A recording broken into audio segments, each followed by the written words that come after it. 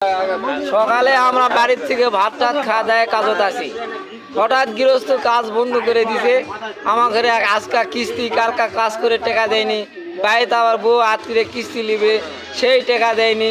সকালে ভাত খিলাতে তার কোনো চাউল কিনা পাইনি, বিকালে হাট বাজার করবা হবে, সে সেলা করে পামো।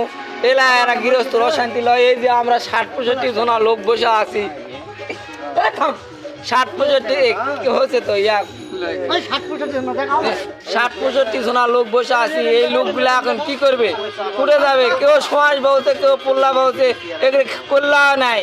এরাই কুত্তে কিস্তি দিবে, এখন টেকা টেকা করে ঘ্যানোর ঘ্যানোর করতে। মিস্ত্রিও কন্ট্রাক্টর মিস্ত্রিও হারাতে, গৃহস্থও হারাতে। এ দেখেন তো এই ভিডিওগুলা, এতগুলা লোকজন বসে আছে। এলার দেখা এই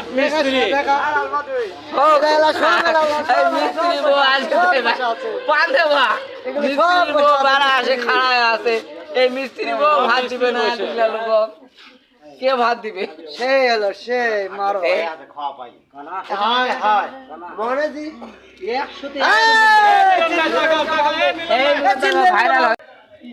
এই যে কাজগুলা, এই কাজগুলো আমরা করেছি প্রায় 1 সপ্তাহ ধরে।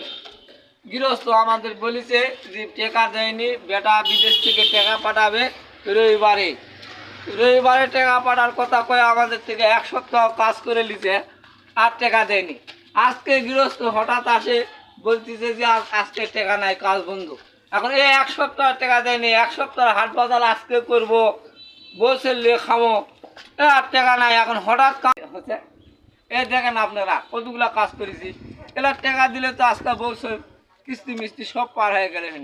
আজকে টাকা না দিলে এই যে এতগুলা লোকজন বসে আছে, এই লোকজন টাকা ছাড়া তো এই কাজগুলো আমরা করেছি।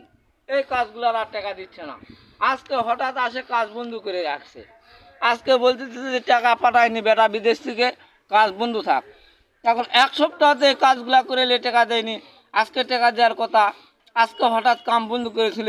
এই বাড়ি যাওয়া বলতে ঝাঁটাতে লাত্তি মারবে। এই দেখেন আপনারা দেখেন, এতগুলা কাজ করেছি 1 সপ্তাহ যাবৎ। 1 সপ্তাহ টাকা দেয়নি, টাকা দেয়নি। ওর বেটে ছেলে নাকি বিদেশ থেকে টাকা পায়নি, টাকা পাঠাবে রবিবারে। রবিবারে টাকা পাঠার কথা কয়ে আজকে হঠাৎ কাজটা বন্ধ করে রাখছে। এই আমাদের এতগুলা লোকজন বসে আছে, শ্রমিক, এগুলো দিন মজুর কেনা করে যাবে, সেও তো 1 সপ্তাহ টাকা দেওয়া হয়নি। ওরা আসার দ্বারা আছে, আজকে কাজ করে কালকে টাকা নেবে, হাট বাজার করবে, কেউ বউক নিয়ে মার্কেটিং করবে, এই কারো কিস্তি, এর ওর টাকা